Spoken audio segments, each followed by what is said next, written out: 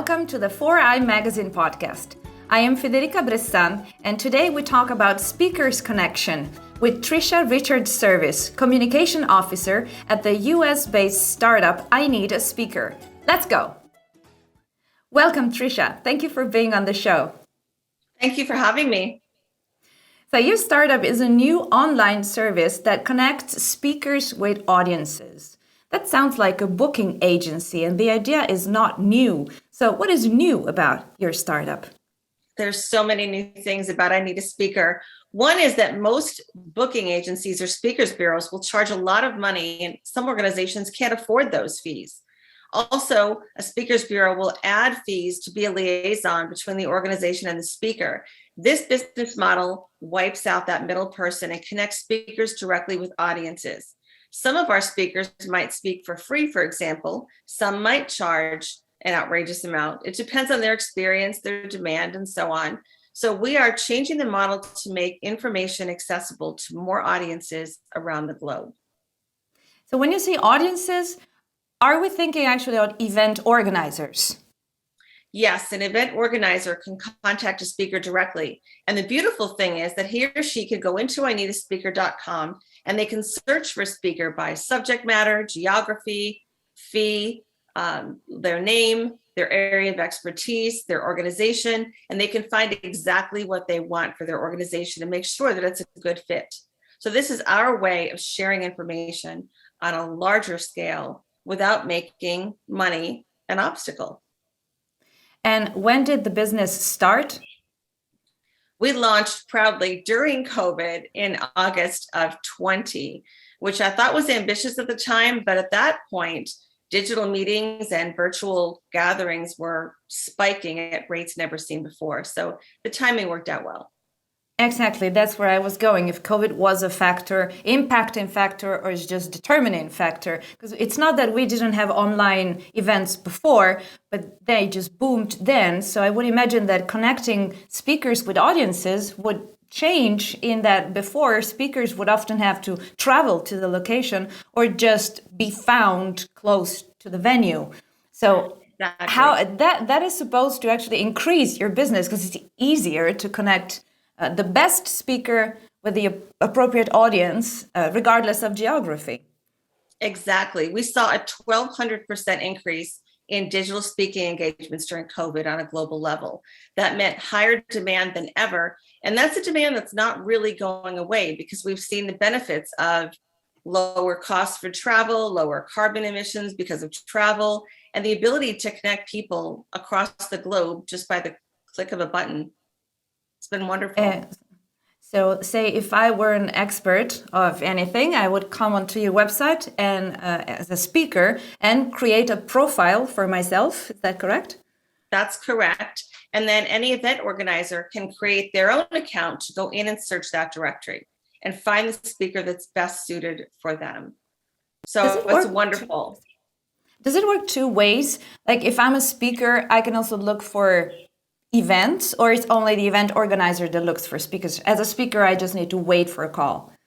Well, we may be moving toward that in the future, but right now we're looking for organizers to find speakers. That's where the greatest demand has been so far. Do you have an overview that you could share of what kind of speakers you have on your website currently? I don't know if you can say how many, how they have been growing, and what areas they cover. It's always growing, and the list of topic areas is quite varied. I know that we have people who are experts in Civil War. We have people with history backgrounds, marketing backgrounds, digital analytics. We have people who have communication backgrounds. We even have some comedians who can be booked through the site, which I think is pretty fun. And they've been doing a lot of nonprofit fundraising events, during COVID, now that we established more of a virtual presence for meetings. But we've got speakers on Gen X, higher education, all different topics that you can COVID, maybe. Yes, DEI, COVID, law. It's quite varied. Astronomy, even. We even have some astronomy experts on the site. It's academics also, or industry people, or random people, I would imagine, like people who just declare that they are experts into this and that. I'm not going into if there is a verification or anything, but I just state what I'm an expert in, provide some credentials. Well, sometimes it's not even expertise. It might be a personal story or a message. We're seeing a lot of personal stories related to how people have overcome something or self-help, those kinds of things. Bringing mental health issues to the forefront, for example. So it's really anyone who has a message. It doesn't matter your level of experience. One of our most powerful speakers, for example, is someone who overcame homelessness and is now a Dean's level student at a major university.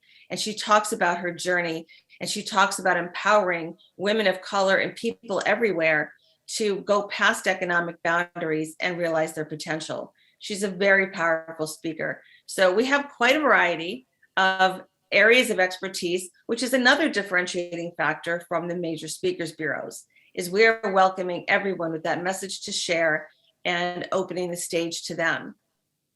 Yeah, that is different. That does not collect experts. That is collecting content and stories. Yes.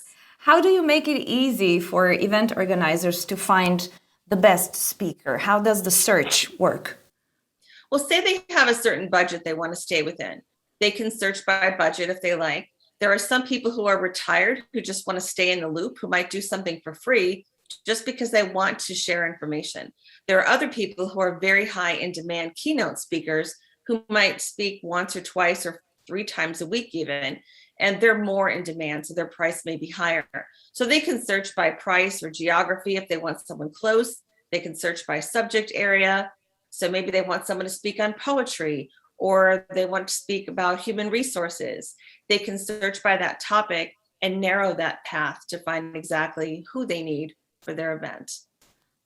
And with your startup, what change would you wish to bring into the landscape of booking agency Speakers Connection?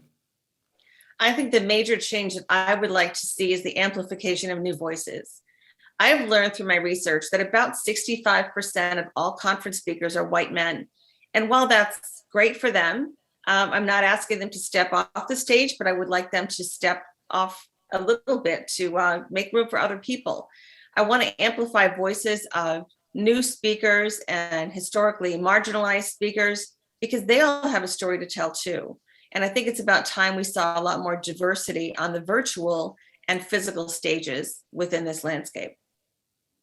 Wow, that is fantastic. Indeed, I keep going back to this idea that what's really different with your startup is that you're collecting content. You could be a content producer yourself, but instead of making a podcast or something with all these different people, you just facilitate these stories to come forward and be picked up by someone else who is a professional in the field and has an event to organize. Is this limited to events or also like podcasts? Somebody's looking for a guest on a program somewhere. Oh, this could be a podcast, a talk show, a panel discussion, a classroom lecture. This could be a talk to 4th graders. It could be a talk to NATO. It could be a talk really anywhere to any audience. And it's really about finding the right fit. And that's what I'm excited about. But myself, I'm an academic. And I think what is really exciting to me is the diversity, but also sharing information. This is all about taking information, motivation, education, and spreading it on a global level in a way that's manageable. Yeah, that is something we have in common. If I may point out, I'm a Fulbright alumna, and you are too. I came to the US. You probably went someplace in the world. Where were you as a Fulbrighter? I was based in Ireland, in Dublin. I was out of Trinity College, Dublin, and my secondary research base was at the University of Economic Studies in Bucharest, Romania. You're back in the US, you live in the US, your business is based in the US. The speakers pool, is it also limited to the US, or could I, based in Europe now, create a profile? You would be very welcome to create a profile. We have users right now in 7 countries, and the Fulbright connections have really gone a long way because I've got friends now on all different continents, which is exciting. But we've got users in Ireland, Italy, the UK, France, Israel, Canada, and I know I'm missing a few countries, but I know that we've got great representation, and our goal is to continue to grow that base and grow those geographic destinations so we can continue to diversify and share information on a grand scale. Is there something else you would like to add before we wrap this up? Something that we haven't mentioned that you think is important about what you do? I would love for people to think about what message they have and what messages they've heard and how they've transformed their lives. I would welcome them to follow us on social media under I Need a Speaker and visit the website to learn more about us.